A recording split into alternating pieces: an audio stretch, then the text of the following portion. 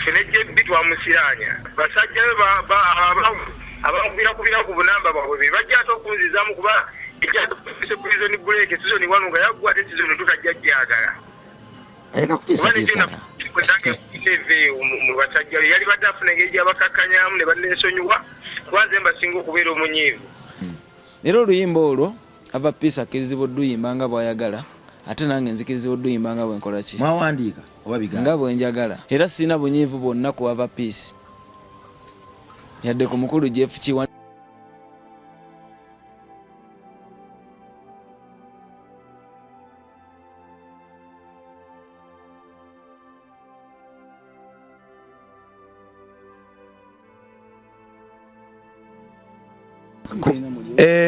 live kwetuli oba ku Midani Club Bongo live kwetuli wano wetusinziira buli kadde okutuukako tuli mu kaseera kakuza abaana ku ssomero Bongo Charity Foundation yalina abaana basukka mu 10 wadde nga abaana 15 by primary level basoma era bagenda kudda ku ssomero twetaaga obukadde 4 n'ekitundu bw'alina kyonna ky'olina olina pen olina rabba olina dazini ya bitabo olina shopena ekyo kyonna ekisobola okuyambako omwana okusigala ku ssomero buli kaana akasasula $3 kiki osobola nti nedda nze ndi eyo Katonda akindaze kanyambeko ku kaana kamu kasobola $3 taamu eno yiino ekyo nakyo kiggwe osobola nti nedda obukadde 4 n'ekitundu nze mbusobola ensigo yange ey'ensi ekimu kyange kimu eky'ekkumi ekyensi kankiteeke wano ekyo nakyo kive mu ddiiro tudde mu buweereza obulala Katonda ali kuwa eddembe era agenda kukuwa eddembe gw'ayimirira n'otambula n'oyimirira n'abaana nga bano Katonda agenda kukugulira enjigi n'ebiganye byonna byonna byuyuzeeyuze ng'era empologoma bwekola ku ngabi naddala ng'enjala egirumye bulungi buli kikutiisatiisa agenda kitiisatiisa kubanga bwe twamusenga twasenga oyo atiisatiisa ebitutiisa Bongo Charity Foundation ekwetaaga nnyo mu kaseera nga kano era nsuubira oli musaale nnyo mu kulaga abalala nti nedda Uganda yajjula okwagala bannayuganda abaana bakino bajjula okwagala tekuli kwabali bokka foundation eno teyina muzungu agiteekamu ssente wala nga tuyitamu art okukola obusawo nandigambe ne music wange engeri gye nakyusa nenzira mu w'omwoyo ndoozi ekyo kyakizimba buzimbi naye mu maaso kaawo ndooza no kijja kuddamu kyeyongereko olwo nno obuweereza bukulira eddala tewali muntu atuwa ssente okujjako omwana wakiitu akwatiddwako enjiri eno ate tukyeyagaliramu nnyo nti 13,000 oba sinja akakaaga omwana wakintu kakuwadde ku ekonome yakakati ng'awulidde ebigambo byoyogedde kiba kitegeeza nti bituukidde ddala we birina okutuuka twatondebwa okwagala si kwagalwa kwokka Rimasam ng'emanya oba Midani Club nkomyewo n'omukulu tuba tukyali kugwa kusalira mbuzi ba ku mbuzi twasaba kusalira mbuzi bye tukyaliko ebyo embuzi tutabudde bansalira embuzi buli kadde kukaaba kati ebizibu bigudde oluyimba baalubbye byonna loza biva ku kiri ekyokusala embuzi kankusalira embuzi nkusiranye n'akayimba kobadde oyimiriddeko nako bakabbe kayimba kisa akaba Namasaka nalo ava Peace omuyimbi w'eggwanga kataddemu amaloboozi oyo mwana ayimba ayimba ava Peace ayimba era bongo bala simukirizanga naye yakatuddemu na bongo go yakatuddemu ebirumya abayaye ebirumya yakayimbye bulune yakayimbye atya simanyi nze yakantuliddemu ebirumya agamba tugende tutule ku meeza yemu n'omusajja tutuule ebyo biggwewo wagaana musajja ki wagamba mbu yakusalira embuzi ebyo kubanga abantu bonna bavuddemu Kayongo yazzawo naye n'agamba nti bannange ku lw'obulungi bwa industry ku lw'obulungi bw'obulamu ku lw'obulungi bw'essanyu n'omukwano nze olutalo nduvuddemu gwani gye byaganira olutalo bikadde ng'owagakale nga sinagiraba wagikoze nagitaddeyo yagaye bya David Lutalo mbikoze eki naye lwakuba ekigenda okumpaliriza omukomyawo teyabivuddemu nalo era yani abantu bangamba wamukase bukasinya gwe nakase abantu bagamba n'okugamba kadde bitatu yakwadde akasente otandise okukaka banno. Njagala nsooke ndaba interview ya mwami Kayongo oyo. Like bwe malo girabako kuba nnyo oyinza oba byoyogera ng'omusajja ebigambo byayogedde kyendowooza okwogera neneekuba tteke ng'omusajja yasazeewo n'agamba obanga yafunye okulabikira omutonzi n'amugamba nti va ku bantu olifuna ebirala. Eddoboozi eyo nze bulijjo nduwulira yani nali mutunuzaamu ne mga Kayongo manyi kati ekiseera tudde ku music waffe abantu baveeko tudde ku music waffe. Kaakati Kayimba bakabbye ava peace teyabbe Kayimba bambi teyakabbye omukazi nga bamwogeredde ebigambo buli kyebikiri buli wamu bamwogeredde ebigambo era nga nina okujja ntangaaze naye mbadde siri teyakabbye naye bannayuganda nga banguye ebigambo. Ate nze nakugamba mbeera ku mazima kati sina nsonga endetera kwogerera va peace bubi nga talina musango. Nze nagamba siwaayiriza muntu yenna. Abantu banne kyebadde basuubira bino ebyabantu byantalo magumba bo emba njogera seefiirayo anti wuliriza gwe wamutandise oyo seefiirayo kubanga byonna mukolobezi. Kati nze mba njogera ku bakolobezi sitya tugende wava peace. Omukulu Jeff Chiwa yankubira essimu anti gwe wayogedde nti omusajja yakusalira embuzi n'okaaba amaziga embu si mbu wafuna bwino oyinza noba gwe wakase Kayongo nenjaga ndabe ku programu Kayongo yagambye ekyekitu kati omumi abawagizi ba Kayongo Kayongo yagambye ne kale tujja kwongera tumunyenyale tudde wano tumugwenyale tudde wano kwa bapisi Jeff yakuna tulibulalo tuwantadde mu kasonda isobola nali mukulu Jeff Chiwa bwankubira essimu angamba Jebbi mbadde njagala kayimbako omwana we Buddu muwala wange akayimbe kayimba ako kanyumira nnyo nenkawuliramu amaanyi nempulya nga kanyuvu. Jeff yayogera naye mbadde njagala kuba nawe wakakozesa ne katuuka we katuuka naye saagala kakujjako nti oli waba akayimbye obe nga tokavunaanyizibwako. N'agamba oli agenda kayimba ng'ate nawe bw'okakola ki bw'okayimba kubanga akayimba kako sizze kakujjako naye kyenkawuliramu kyekasobola okwongera okufuuka ekyamaanyi. Era omukulu Jeff Chiwa oyo ate ku sayidi eyo endala kituufu mu Uganda mulimu alabika promota omu ate si wa Uganda kuba nze ndaba omukulu oyo buli muntu gwakwatako tebitera kuggwa kyekimu naye soko simbe wakati Jeff Chiwa yatandikira ku Jose na miliyoni ya nadda ku Good Life webale nnyo Shiba Guruned banji negwe we're celebrating Ugandan music. Jeff Chiwa tulina celebrating as well. Asanayo lunaku lwe. Kakati kyembadde ngezaako okulaga. Era oluyimba olwo ava peace akkirizibwa odduyimba nga bw'ayagala ate nange nzikirizibwa odduyimba nga bwenkola ki. Mwawandiika oba bigamba nga bwenjagala. Nje bibagenda kukusiba. Ate nga bansibira ki. Biwandiiko oba bigamba. Nze sina kyenjogera kya bulimba nandize wano ne ŋŋamba nkubanga ebiriwo biyinza obutaba bigenda nnyo wala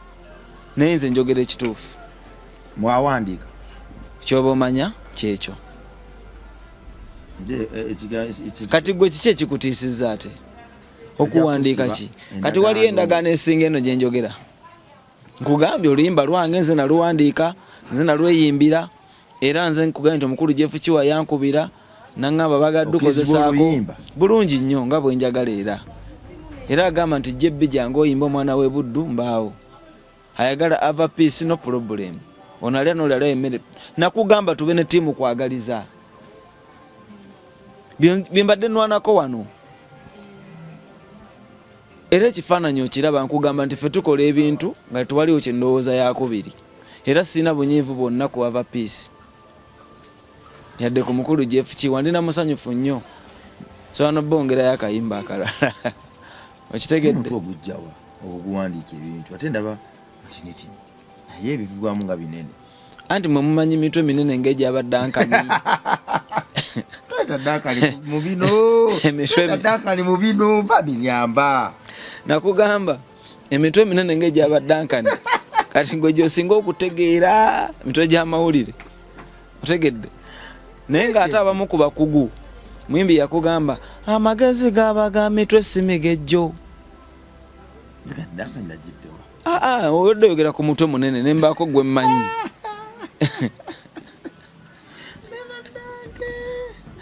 okitegedde nembaako omutwe gwe mmanyi ogw'amawulire omukulu ava piisi mukulu Jeff Kiwooyo sajja amanye ebinonoga ebyaddala naye olimba ssebo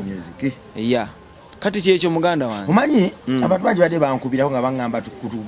tugambire ku Jebbi bannaye tukyali ku luno akyatukwasiza ennaku olwaki nate kati akayimba ke bannange bakabbye bannaye era Jebbi waffe ffe kati tukole tutya nembagamba waayo musajja kamukubireko tebalubbi ate kirungi n'olwaffe weeruli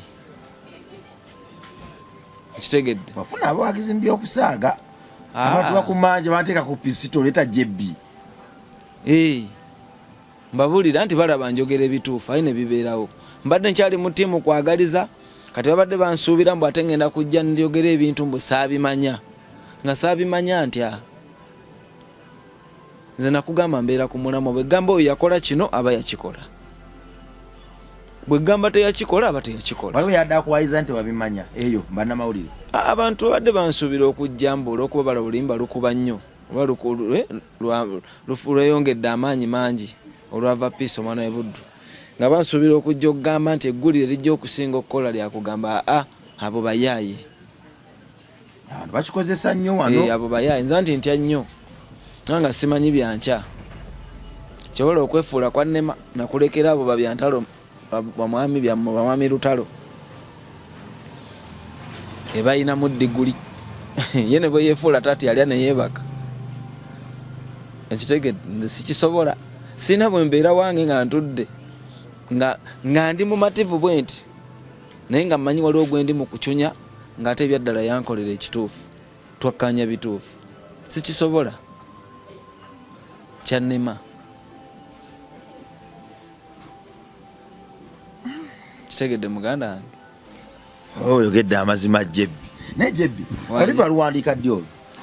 2022 covid 2022 ne video ya tuzimbire muko omwana we Buddu n'omubanji gwe nnonze omwana we Buddu n'omubanji gwe nnonze yamuwuliwe enkumu abajereganga ebigambo by'obutto ebyasabukwanga munnabulwa njagala nasiraana dda kebatema omusika kabatemyalo ne munfuula mboozi yonna ku myenge ogubawoomera nze ngubassa munda n'amannya ne mugantuma mangu Jebbi muliga tebetawaanya kadde kazipuzi batugga emimwa nga mukanula amaaso ku mulungi amata nese kyasimugjeyo obubako omwana we Masaka bonna yabasinga simuwaana lwakuba nti nange gyemba naye ono yakuzibwa yateekwateekwa yamponya emisege n'emiyayu gyonna egiri enkoko kira amagunju ku ttale bwegigaaya mane bwegikomba bbiya bwegijjamu embuto gyakafa korona omwana we Buddu n'omubanji gwe nnonze antutta we Buddu oyo gwe kiruma affe omwana we Buddu n'omubanji gwe nnonze kosoma mbyafaayo era abafumba beebo byebisebo obadde okayimba nga nkubamu akafaananyi tugenda okubaako omwiki nga bbiri okuva kati kiriwo ate kyetugenda okubaako olaba luli wabayisaamu eggaali bagamba wakishawandiika ezize kayati kowandiise ne ziyitawokko kuva dda nziwandiika ne ziyitawo nga temunaba kusaddaaka mbuzi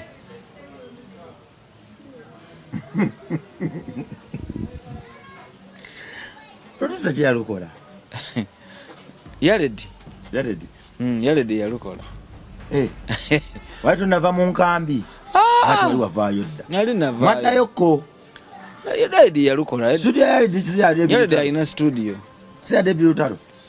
kugambye Yaledi yalukola noba Jebbi muli mu kutuzanyirako gwe ne David Lutalo kubanga ku bigambo byogeredde David Lutalo okubanga ate wadda mu studio n'okoleramu oluyimba kitegeeza ki Jebbi? Anti studio wagenda ew'omulogo n'okolerayo oluyimba yalidde alina studio double kick yani ya lutalo ng'owuliramu double kick gwe mu luyimba olwo owuliramu double kick era mulimu yaladi banaye obuzannyo bwamwe abantu bagenda bubuko nedda sebo kyayisaawo nedda sebo byotale si muntu azannya mawulire bw'atyo mwateesa linda lwanakwata bayibuli jakakasa nti amawulire agazannya nga yeegaana buli kye yalya oba buli kye yali abaddeko ng'akimanyi nga yeefuula olaba yagamba munze tamanyi takyanzijukira takyanzijukira yandabako dda kati omuntu gwe muliko gwoba bamanyi emize gya wakayima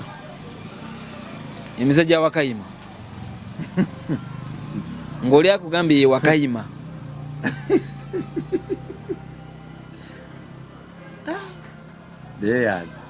the hairs omuntu omukulu naye wakayima yafera bantu wakayima waliwo ekenyika mu kidiba bajja bakayiga kati nekadduka nekatuka ku kidiba nekebbikamu mangu ate nekayimirira kekasookayo yajja akagoba kati oli naye n'abuuza owange wakayima nti wangi ondabiddeko ku wakayima omukalu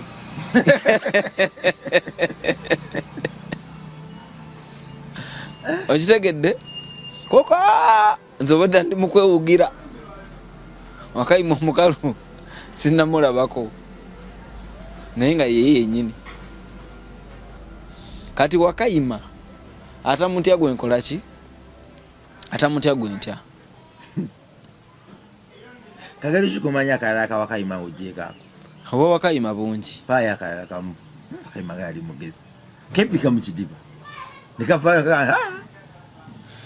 anti wakayima oba yali akulira abasala endagala olwo kasoleko sala endagala kati wakayima n'amanya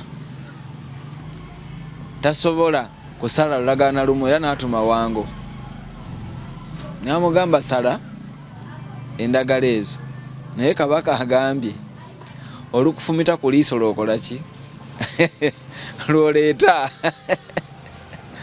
ekitegedde sinakitegeera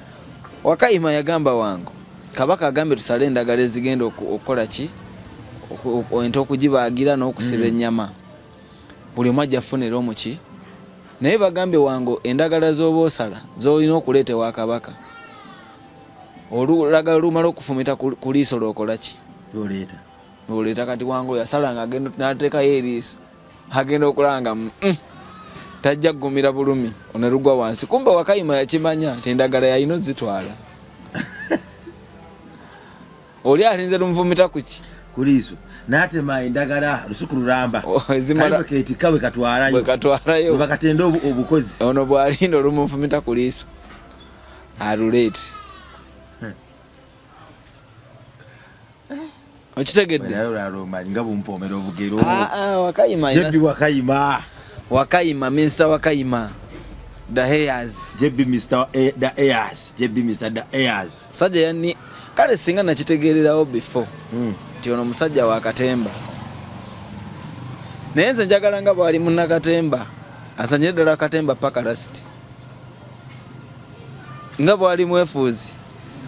era akitambuze kijja muyisaawo emirundi mingi kuba kyamuyamba emabega naye nze nsuubira muli mutya tudde wano ku luyimba abalogo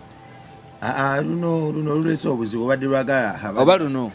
kumwaba mbooza kikisi kyawuuna kumwaba mbooza kikisi kyawuuna sikyayina makulu nga mbwankadde tunula mpwangalisiina luyingo mbunkikijja nange olukindo sikuba bange nti sirina bigambo naye ono walumbe yankubya akatisa nyine busungu oyo mulinnya mubwa atusomerera ngano g'ebikola atubojjerera buswamu ga Katonda mubeera omulamu awulira ensalwa Yesu nga kulya malusu gamuyika yandiira maama ne taata wange yandiiridde eŋŋanda zange yasombodde abayimbi bange ekiruma yandiridde emikwano gyange enfaafa bwe netunuulira nfuna ekitengo ng'akakiba kikinnina okugenda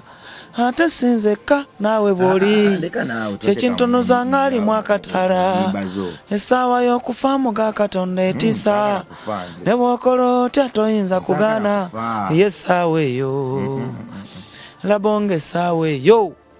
etiisa Kasanyanku wayise emiranga muganda wange omanyi amazao gakuli kumpi tegandi kumpi n'okukubwakuba obuveera tegandi kumpi Kasanyanku asombola abalungi n'ababi abagenda ate badda ne labonga otagenda kudda natonteekamu ebyo nawe ng'abasooka tuyinza oba ntutudde no ku bagenzi wano wetuli atuli ku bagenzi kituufu kubanga abantu edda baafanga nga bamuziikawo ne beeyongerayo tebaziikanga ebintu no byokumanya okyalina bingi era ngonze bo basengukanga busenguso olw'entiisa nga balekaawo bintu byajja bizuula nti ate kati omuntu tayimu neetuuka nate waliyo okusima tuziike naye oli balekangaawo era abantu nga bafanga boolaba ebisolo ebirala ne byetambulira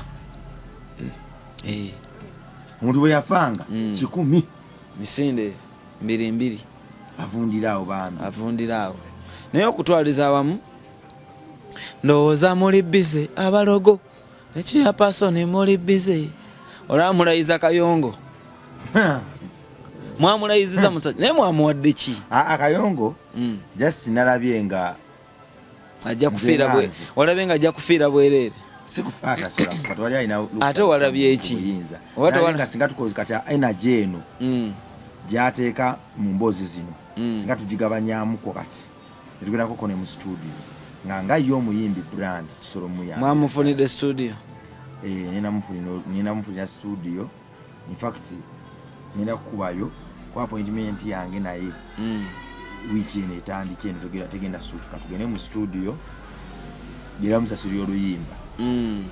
kakati tuddaawo nze ngenda mutandika nsuke musasiro oluyimba Kayongo. Thank you so much.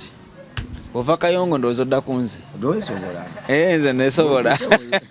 sajja alina ennyimba zizaava PC otulako obutozi noga kampeeko kuono naye Kayongo musasiro oluyimba nze musasiro Kayongo oluyimba anti Kayongo simulabangako naye mpulira nabo bulumi bwa nedda nabo bulumi bwayitamu naye bwanantuukira gwe mugambe nedda kyenjogera kituufu n'abantu bajja omusajja oyo anti mpuliriza Kayongo nze muwadde omukisa yannoonye kati oyagala ki ekisingaawo amukubire wano Kayongo ni wano nejjebbi ne Kayongo era omukisa gunakola ki oyagala bagambe nti nze mbadde nga mpaga Kayongo nze mukubira ku byange ate abantu banagamba kyoba mbadde gambye nti waba otya okumuwaga nze njagala kubeera ku byange nga mbikola mu nkola gye bitambuliramu Kayongo jangu omukisa kuyitako omusajja ali wano agabula bugabuzi noza jefukiwa nze yamuwadde empitirivu Kayongo nedda ssebo ate munnange ebiri byali birala tebiri nga bw'obirowooza jefukiwa baŋŋamba ate agaba yakutadde kati Kayongo ogenda mugamba ki sina ebigambo byange nga kwata kuboga tewali ndagaano esinga eno ne Kayongo bwatakwata Kayongo jebaleko ssebo obulamu oli bulungi ndi bulungiko ndiko sista wange wane kumwenda kakati badde wano ku interview era sebo li live wange gwe papa oyinza okumbula wange nsoka kweyanjula sebo nedda sebo mbadde wano ne Jebbi ne mukulu Jebbi tuli ku interview sebo li live Jebbi agambye sebo li live oli live tuli ku interview sebo twesimye era okuwulizaako Jebbi agambye kubanga abadde aŋŋamba mugambye mune wasazeewo ebintu byadde ebiri lutalo agambye atya mbadde mugamba mbu wasazeewo ebintu bya David Lutalo omusonyiwe wamusonyiye mu butongole David Lutalo tusalawo kati amaanyi gonna tugazze mu studio era nze ne mugamba nti neeyamye okusasulirayo oluyimba lumu okutandisa lutugulewo era naye ne musaba ne mugamba munnange gwe engeri gye weesobola mbadde nsaba Kayongo omusasulireko oluyimba lumu mu studio naye aliyanga akkiriza Kayongo ndiba munnamukisa omusajja aliyanga akkiriza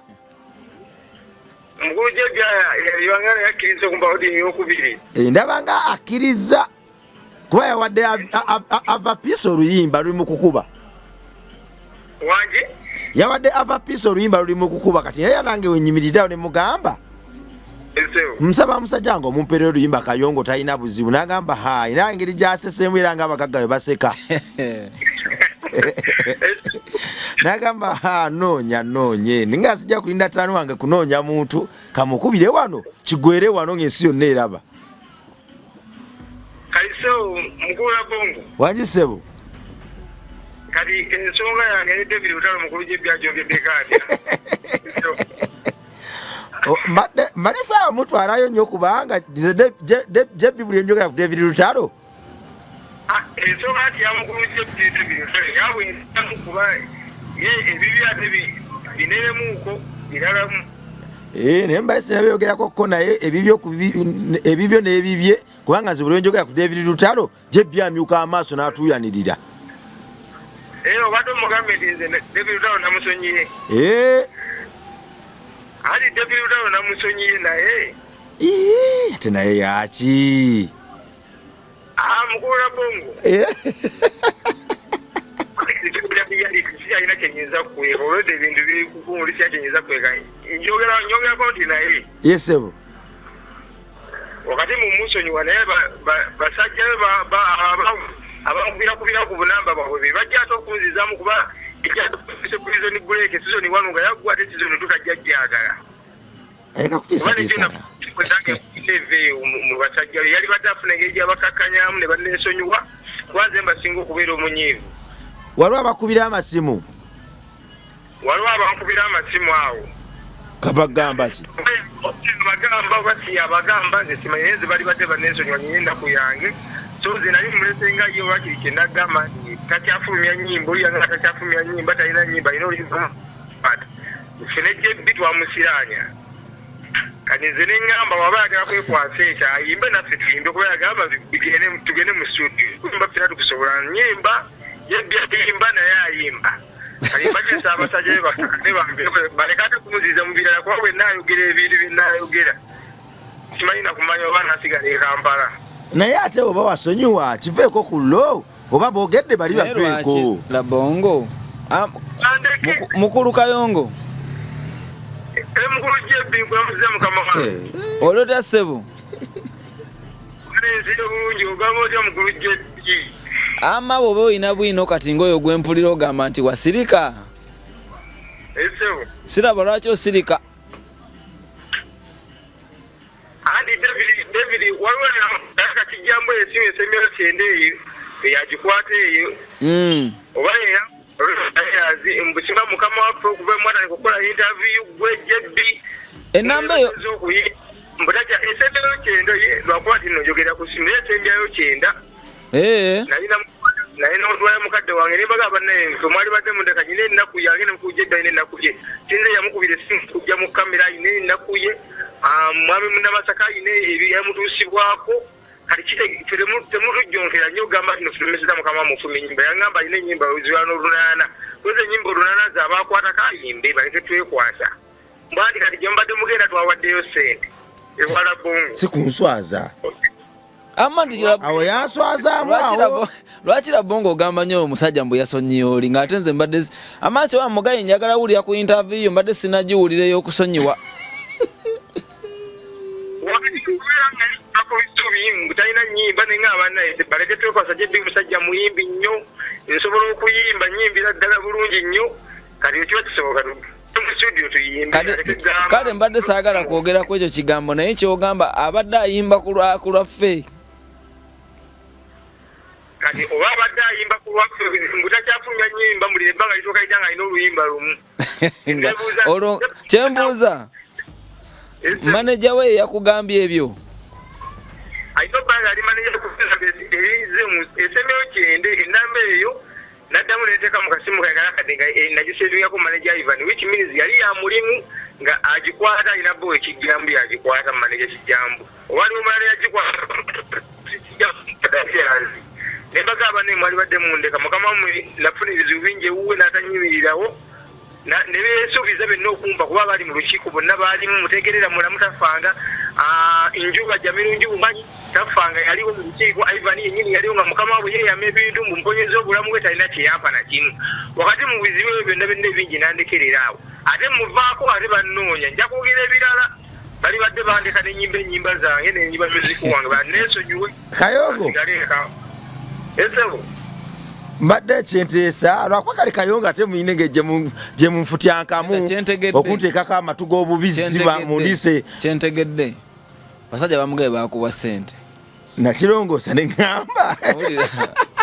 nakirongoosa neŋŋamba ddala abasajja bano ama nange mbadde ndaba interview zankolako mugambe zitezisaana tozitema agamba bino bigenda kuswaza naye Debbie nze kyonate ngambi ziyakuddamu kola interviews tategerekeka so gamba olyose n'okubira Kayongo kyogamba ntemamu interviews zitemamu mbadde ngambye Rabongo Rabongo ajja kuwa enamba yange leero nzika ojja kunnoonya wamma naye nnoonya ku kyaluyimba naye ojja kunnoonya ku kyaluyimba nze nkusindike mu studio wojja okgenda bwakunoonya mbadde manyi sobolere Kayongo wagambye oyagala tumukolere ennyimba atolekako kiri asobola n'okunoonya ku birala naye kiki kyempisizaawo tewali nnyo nemwewa amagezi nga mmwe mwenna bwe balyazaamaanya nze siri mu lyazaamaanyi ebyange byembadde byenjogera birala n'ebyono biki ama kujjako nze Kayongo muwolu onoonya ekigenda okumpesa studio ensonga ziri bbiri singa temwavayo ne mutandika kwogera osanga nze nali natya